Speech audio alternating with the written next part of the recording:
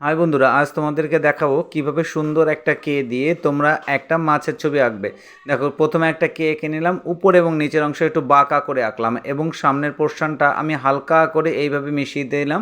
মিশিয়ে দেওয়ার পরে এখানে একটা লাভ চিহ্ন আঁকলাম, লাভ চিহ্নর পরে মাঝখান থেকে একটা কেটে দিলাম এবং পেছনের এই লেজাটা এইভাবে সুন্দর করে এঁকে দিলাম। এঁকে দেওয়ার পর এই কানকোর পাশটা আঁকলাম বা মুখটা এঁকে নিলাম এবং পেছনে সুন্দর একটা ডানা আমি এইভাবে এঁকে দিলাম। এঁকে দেওয়ার পর এখানে চোখটা আঁকবো, চোখে এবার ভেতরটা কালো করে দিলাম এবং কিছু অংশ সাদা করে দিলাম। এবার বাকি যে পার্টটা থাকবে সেটা হলো এই দুটো দিক মিশিয়ে দেব। মিশিয়ে দেওয়ার পরে এইভাবে সুন্দর একটুখানি মাছটাকে ডিজাইন করে এইগুলো আস্তে আস্তে আস্তে আস্তে সুন্দর করে একটা ডিজাইন করে এটা ফিল আপ করে দেওয়া এবং তোমার মতন করে সুন্দর একটা ডিজাইন করে দেবো। এবং ডিজাইন করে দেওয়ার পর শেষে এটাকে সুন্দর একটা কালার দিয়ে তোমরা ফিল আপ করে দিতে পারো এবং সাইডগুলোকে হালকা হালকা করে ডিজাইন করে দিলে তোমাদের হয়ে যাবে। এবং একদম সবার শেষে একটা বাবলস দিয়ে এটাকে আমি শেষ করলাম। তো কেমন লাগলো তোমরা কিন্তু জানিও কমেন্ট করে।